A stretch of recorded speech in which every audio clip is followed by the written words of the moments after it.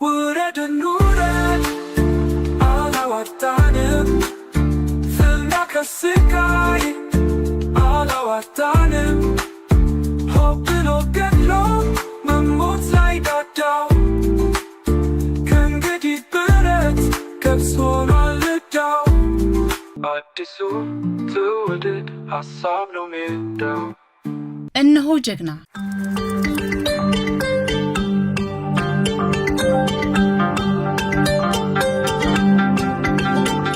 ጀግንነት በጦር ሜዳ ብቻ የሚለካ አይደለም። ሀገርን ወደ አዲስ የእድገት ምዕራፍ ለማሸጋገር ከባድ ውሳኔዎችን ለመውሰድ ለትውልድ የሚተርፍ ተቋማትን ለመገንባት በተግባር የሚታይ ለውጥ ለማምጣት የሚደረግ ጥረትም የጀግንነት አንዱ መገለጫ ነው። በመሆኑም የዛሬውን ትንታኔ እነሆ ጀግና የሚል ሆኖ ባለፉት ለውጥ ዓመታት ኢትዮጵያን ለመለወጥ የተካሄደውን የጀግንነት ጉዞ እንዳስሳለን። በእነዚህ ዓመታት ኢትዮጵያ ከፈተናዎች ጋር በትይዩ ብዙ የልማት ስራዎችን አከናውናለች። በተቋማት ግንባታ፣ በዲጂታል ሽግግር፣ በአረንጓዴ ልማት፣ በከተማ እድሳት፣ በኤሌክትሪክ ተሽከርካሪዎች አጠቃቀምና በችግኝ ተከላ ዘመቻ የተለያዩ እርምጃዎች ተወስደዋል።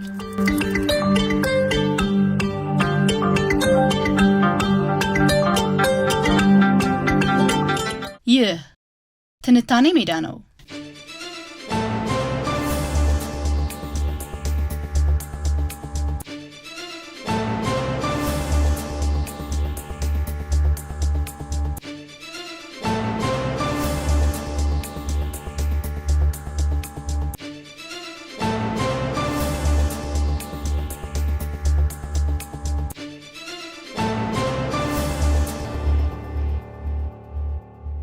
ተቋማትን የሚገነባ አመራር።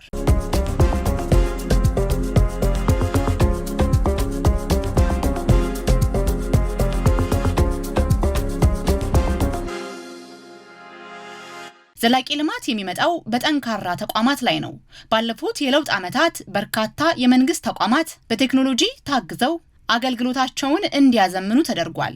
የመንግስት አገልግሎቶች ወደ ዲጂታል ስርዓት በመሸጋገር የአገልግሎት ፍጥነትና ግልጽነትን ለማሳደግ ጥረት ተደርጓል። በተመሳሳይም ተቋማት በግልጽ የሥራ ስርዓት እንዲመሩና ለዜጎች ተደራሽ እንዲሆኑ የተወሰዱ እርምጃዎች የዘመናዊ መንግስት ግንባታን ለማጠናከር ያለመ ነበር። ሀገር የምትጸናው በግለሰቦች ሳይሆን በጠንካራ ተቋማት ነው። ይህ መርህ የዘመናዊ መንግስታት የልማት መሰረት ነው።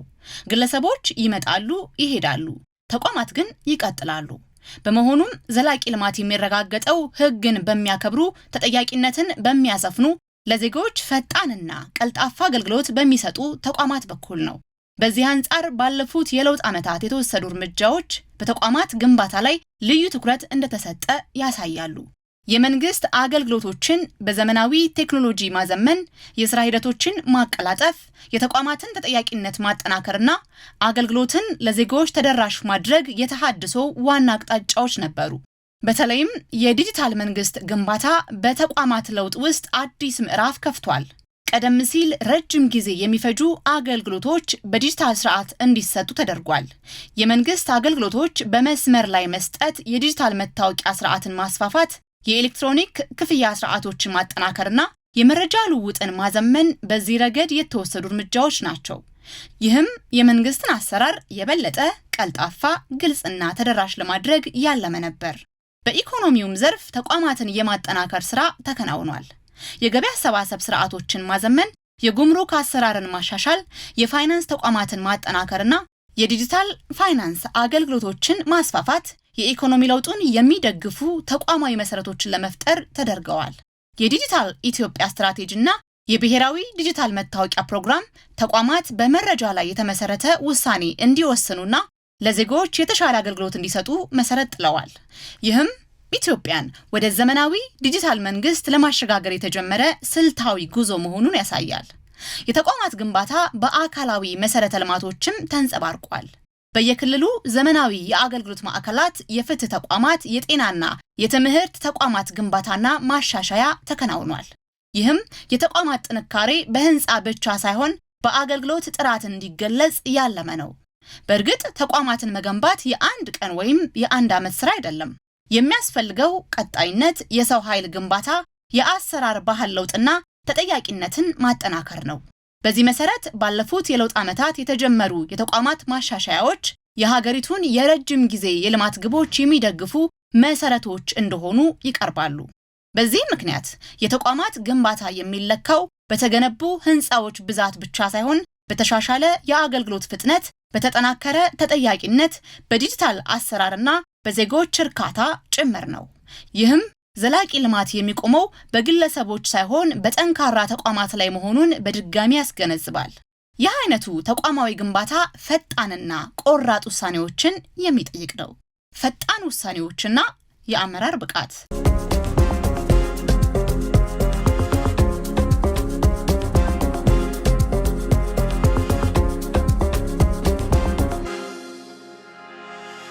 ዘመናችን ፈጣን ለውጥን የሚፈልግ ሀገር ፈጣን ውሳኔ የሚወስድ አመራር ያስፈልገዋል። በብዙ ዘርፎች የተወሰኑ ውሳኔዎች የሀገሪቱን የኢኮኖሚ አቅጣጫ ለመቀየር፣ ኢንቨስትመንትን ለማበረታታት፣ የአሰራር ቅልጥፍናን ለማሳደግ ያለሙ ነበሩ። በተለይ አዳዲስ የፖሊሲ ማሻሻያዎች፣ የመንግስት ሪፎርሞችና የኢኮኖሚ ማሻሻያ ፕሮግራሞች ኢትዮጵያን ከአሮጌ የአስተዳደር ዘዴ ወደ አዲስ የልማት አስተሳሰብ ለማሸጋገር ተግተዋል። የዘመናዊ አመራር አንዱ መለኪያ ፈጣንና ጊዜውን የጠበቀ ውሳኔ የመውሰድ አቅም ነው። በተለይ እንደ ኢትዮጵያ ባሉ በህዝብ ብዛት፣ በኢኮኖሚ ሽግግር፣ በአካባቢ ጥበቃና በመሰረተ ልማት ፈጣን ለውጥ በሚፈልጉ ሀገራት የውሳኔ ፍጥነት ራሱ የልማት መሳሪያ ይሆናል። ባለፉት የለውጥ ዓመታት የተወሰዱ የፖሊሲ ውሳኔዎች ከኢኮኖሚ ማሻሻያ እስከ ዲጂታል ሽግግር፣ ከአረንጓዴ ልማት እስከ ከተማ እድሳት ድረስ በርካታ ዘርፎችን አካተዋል። የመንግስት አቅጣጫ የሆነው ከችግር ወደ መፍትሄ፣ ከሐሳብ ወደ ተግባር የሚለው አሰራር በብዙ ፕሮጀክቶች ላይ ተንጸባርቋል። የአመራር ብቃት ከሚገለጽባቸው ጉዳዮች መካከል አንዱ ትልልቅ ፕሮጀክቶችን በአጭር ጊዜ ማቀድና ማስፈጸም ነው። በከተማ እድሳት፣ በአረንጓዴ አሻራ፣ በመስኖ ልማት፣ በመንገድና በመሰረተ ልማት ግንባታ የታየው ፈጣን እንቅስቃሴ የዚህ አቀራረብ ማሳያ ነው። የተወሰኑ ፕሮጀክቶች በቀጥታ ክትትል፣ በየጊዜው በሚደረግ ግምገማና በተቀናጀ አሰራር እንዲፋጠኑ መደረጋቸው የውሳኔና የአፈጻጸም ትስስርን ያሳያል። በኢኮኖሚው ዘርፍም ፈጣን ውሳኔዎች ተወስደዋል። የማክሮ ኢኮኖሚ ማሻሻያዎች፣ የግል ባለሀብቶችን ለማበረታታት የተደረጉ ማሻሻያዎች፣ የዲጂታል ፋይናንስ መስፋፋት፣ የኢንቨስትመንት አሰራርን ማቀላጠፍና የቴሌኮሙኒኬሽን ዘርፍን ለተጨማሪ ተሳታፊዎች መክፈት የኢኮኖሚ ሽግግሩን ለማፋጠን የተወሰዱ እርምጃዎች ናቸው። በቴክኖሎጂ ዘርፍ የተወሰኑ ፈጣን ውሳኔዎችም የሚጠቀሱ ናቸው። የዲጂታል ኢትዮጵያ ስትራቴጂን ማስፈጸም፣ የዲጂታል መታወቂያ ስርዓትን ማስፋፋት፣ የኤሌክትሮኒክ ክፍያን ማበረታታት እንዲሁም የመንግስት አገልግሎቶችን ወደ ዲጂታል ስርዓት ማሸጋገር የሀገሪቱን የዲጂታል ሽግግር ፍጥነት አሳድገዋል። በአረንጓዴ ልማትም የተወሰዱ ውሳኔዎች ለየት ያሉ ናቸው። የአረንጓዴ አሻራ መርሃ ግብርን የሀገር አቀፍ እንቅስቃሴ ማድረግ፣ የኤሌክትሪክ ተሽከርካሪዎችን አጠቃቀም ማበረታታት፣ የታዳሽ ኃይልን መጠቀም ማስፋፋትና የከተማ እድሳት ፕሮጀክቶችን ማፋጠን ኢትዮጵያ አረንጓዴ ልማትን እንደ ስትራቴጂካዊ አቅጣጫ መምረጧን ያሳያል። የአመራር ብቃት የሚለካው ውሳኔ በመውሰድ ብቻ አይደለም፣ ውሳኔውን ወደ ተግባር በመቀየር ነው። የክትትል ስርዓት፣ በየደረጃው የሚደረግ ግምገማ፣ የተቋማት ቅንጅትና የአፈጻጸም ባህል ማጠናከር ብዙ የልማት ፕሮጀክቶች በታቀደው ጊዜ እንዲከናወኑ አስችለዋል ተብሎ ይገለጻል። የዛሬው ዓለም የቴክኖሎጂ ዓለም ነው። ኢትዮጵያም ይህንን እውነታ ተገንዝባ የዲጂታል ለውጥ ጉዞዋን አፋጥናለች። የዲጂታል መንግስት አገልግሎቶች፣ የኤሌክትሮኒክስ ክፍያ ስርዓቶች፣ የዲጂታል መታወቂያ ፕሮግራሞች፣ የቴሌኮሙኒኬሽን መስፋፋትና የቴክኖሎጂ አጠቃቀም እድገት የሀገሪቱን የዲጂታል ኢኮኖሚ መሰረት ለማጠናከር ተደርገዋል። ይህም የወጣቶችን የፈጠራ አቅም ለማበረታታትና የአገልግሎት ቅልጥፍናን ለማሳደግ የሚረዳ አንዱ መሰረት ሆኗል። የችግኝ ተከላ ከዛፍ በላይ የሆነ ራዕይ።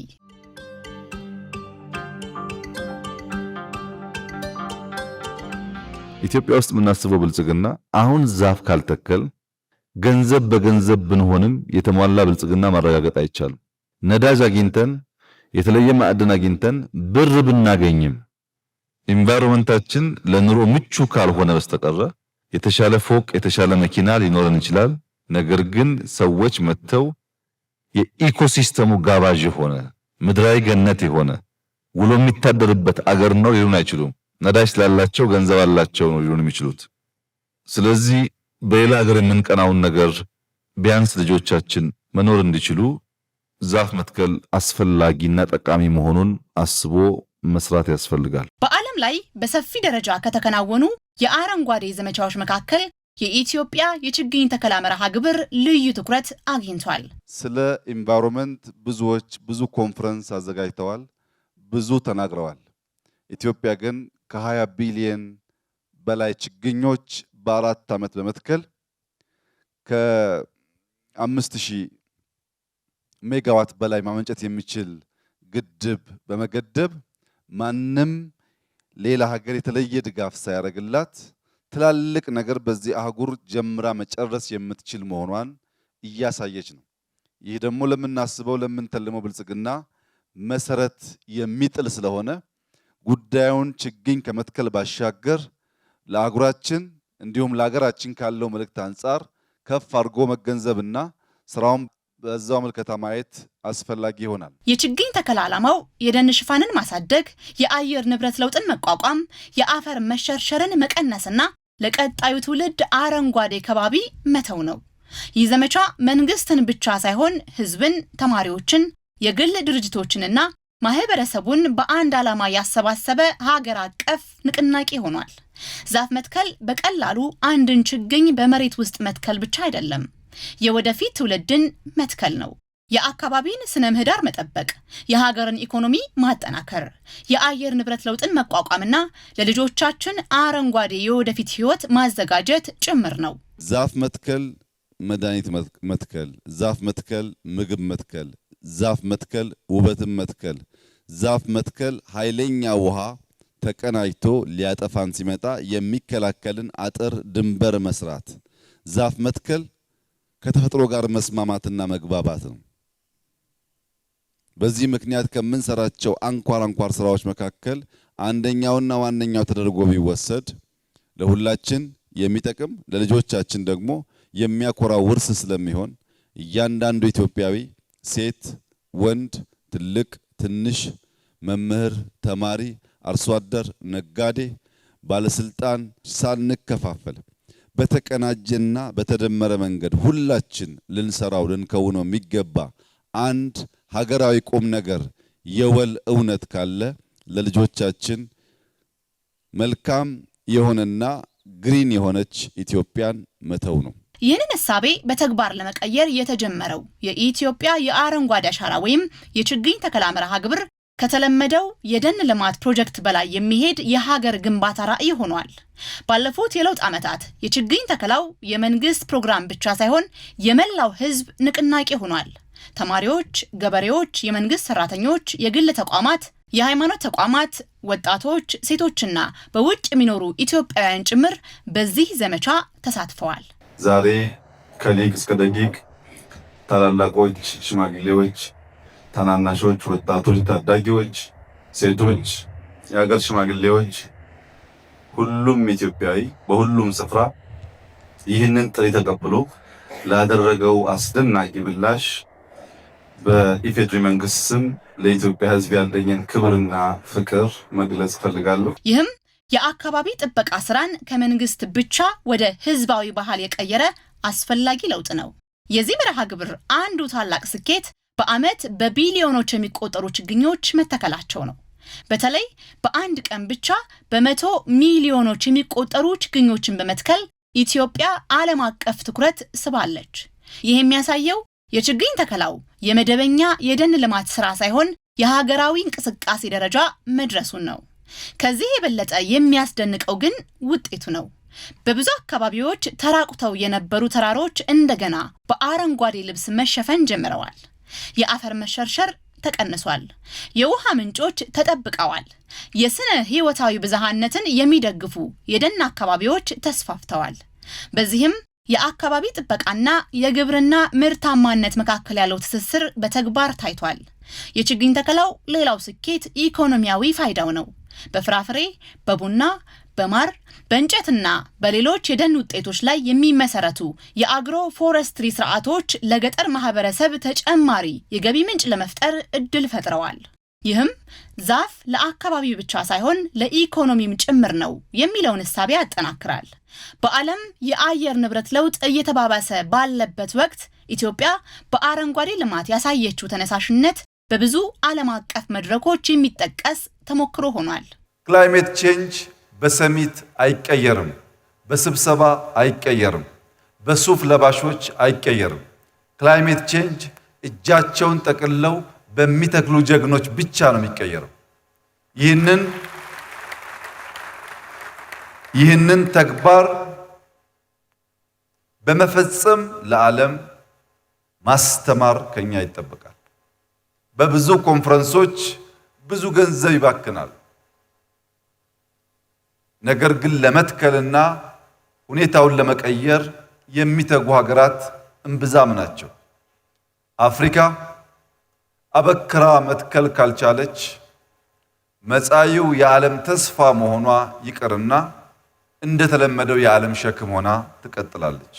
ያ እንዳይሆን ኢትዮጵያውያን የአርአያነት ሚናችንን መወጣት ይኖርብናል። ይህም ሀገሪቱ የአየር ንብረት ለውጥ ሰለባ ብቻ ሳትሆን ለመፍትሄውም የራሷን አስተዋጽኦ እያበረከተች መሆኗን ያሳያል። ከሁሉ በላይ የችግኝ ተከላው የቀየረው የሕዝብን አስተሳሰብ ነው። ከዚህ በፊት የአካባቢ ጥበቃ የመንግስት ኃላፊነት ተደርጎ ይታይ ነበር። ዛሬ ግን በብዙ አካባቢዎች አንድ ሰው አንድ ዛፍ የሚለው እሳቤ ወደ ማህበራዊ እሴት ተለውጧል። ለልጆች ዛፍ የመትከል ባህል እየተስፋፋ ነው። ለብዙዎችም አረንጓዴነት የልማት ምልክት ሆኗል። ስለዚህ የኢትዮጵያ የችግኝ ተከላ ንቅናቄ ዛፍ ከመትከል በላይ የተራቆተ መሬትን ወደ ህይወት የመመለስ፣ የኢኮኖሚ አቅምን የማሳደግ፣ የአየር ንብረት ለውጥን የመቋቋምና ለቀጣዩ ትውልድ የተሻለ ኢትዮጵያን የመገንባት ራዕይ እንደሆነ የሚገልጽ ታላቅ የልማት ታሪክ ነው። አሁን እየሰራን ያለው ለልጆቻችን ነው። ተስፋ ነው የምንተክለው፣ ነገን ነው የምንተክለው፣ ኢትዮጵያን ነው የምናለብሰው። በባለፉት የለውጥ ዓመታት በብዙ ከተሞች የተከናወኑ የእድሳት ፕሮጀክቶች የከተሞችን ገጽታ በመቀየር የቱሪዝም፣ የንግድና የመዝናኛ ዕድሎች ለማስፋፋት አስችለዋል። አረንጓዴ መናፈሻዎች፣ ዘመናዊ መንገዶች፣ የእግረኞች መተላለፊያዎችና የወንዞች እድሳት የከተማ ኑሮን የሚያሻሽሉ ፕሮጀክቶች ሆነዋል። በአፍሪካ ውስጥ የኤሌክትሪክ መኪናዎችን በሰፊ ደረጃ ለማስፋፋት ከተደረጉ ጥረቶች መካከል የኢትዮጵያ እርምጃ ትኩረት ስቧል። ይህ ፖሊሲ የነዳጅ ወጪን ለመቀነስ፣ የአየር ብክለትን ለመቀነስ፣ ንጹህ ኃይልን ለመጠቀምና አረንጓዴ ኢኮኖሚን ለመገንባት የተወሰደ ስልታዊ እርምጃ መሆኑ ይገለጻል። ማንኛውም ትልቅ ለውጥ ከረጅም ጊዜ ራዕይ ይጀምራል። በርከት ያሉ ስራዎች ተጀምረው የሚቀሩ ሳይሆን ሁሉም ባስቀመጥንላቸው እቅድ መሰረት እየተጠናቀቁ የኢትዮጵያን ብልጽግና፣ የኢትዮጵያን መጽናት፣ የኢትዮጵያን መላቅ ሊያረጋግጡ እንደሚችሉ ከሚያሳዩን ስራዎች ውስጥ አንዱ የአረንጓዴ አሻራ ነው። ኢትዮጵያውያን ስንደመር፣ አብረን ስንቆም፣ ስንተባበር ምን ማድረግ እንደምንችል ዓለም እያየ መጥቷል። አሁንም የኢትዮጵያ የብልጽግና ጅማሮና መሰረት፣ የኢትዮጵያ የሰላም ጅማሮና መሰረት፣ የኢትዮጵያ ገናናነትና ነጻነት የሚረጋገጠው መላው የኢትዮጵያ ሕዝብ በሁሉም ግንባር በግብርናውም፣ በንግዱም፣ በኤክስፖርቱም፣ በሰላሙም፣ በዲፕሎማሲውም በአንድ ልብ አብሮ መቆም የቻለ እንደሆነ ኢትዮጵያ በቀላሉ የማትነቀነቅ የጀመረችውን የምታሳካ እንደሚባለውም ትልቅና ነጻ ሀገር መሆኗን ማረጋገጥ ይቻላል። በዚህ ረገድ በሀገር ግንባታ፣ በአረንጓዴ ልማት፣ በቴክኖሎጂ ሽግግርና በተቋማት ማጠናከር ላይ የተጀመሩ ፕሮግራሞች ለቀጣዩ ትውልድ የሚተርፉ የልማት መሰረቶች ለመሆን የታሰቡ መሆናቸው ይጠቀሳል። በማጠቃለያችንም የምናሰምርበት ሀቅ የዘመኑ ጀግንነት በጦር ሜዳ ውሎ ሳይሆን ፈታኝ ጊዜያትን ተሻግሮ አዲስ ታሪክ በመጻፍ ሀገርን የሚታደጉ ተቋማትን በመገንባትና ለትውልድ የሚተርፍ አረንጓዴና ዲጂታል መሰረት በመጣል ነው። ባለፉት የለውጥ ዓመታት በብዙ ፈተናዎችና እሾሃማ መንገዶች ውስጥ አልፈን በየዘርፉ ያስመዘገብናቸው ዘላቂ ስኬቶችም የዚሁ አዲስ የልማት ጀግንነት ሕያው ምስክሮች ናቸው። በመሆኑም እነሆ ጀግና ስንል በተግባር ለተረጋገጠ አርቆ አሳቢነት፣ ለዓላማ ጽናትና ለሀገር መለወጥ ለተከፈለ እውነተኛ ዋጋ የሚሰጥ ታሪካዊ ምስክርነት ነው። ይህንን የተጀመረ የጀግንነትና የልማት ጉዞ አጠናክሮ ማስቀጠልና ለቀጣዩ ትውልድ የተሻለች የጸናችና የበለጸገች ኢትዮጵያን ማስረከብ ደግሞ የሁላችንም ታሪካዊ ኃላፊነት ነው። እንተክላለን፣ እናጸዳለን፣ እናፈርሳለን፣ እንገነባለን። ኢትዮጵያን እየገነባን ምክንያት አድርገን በመጠቀም ለዓለም የተባበረ ሕዝብ መሰረት መጣል እንደሚችል፣ የተባበረ ሕዝብ ሀገር መገንባት እንደሚችል ጥሩ ማሳያ እንደሚሆን ተስፋ አለኝ።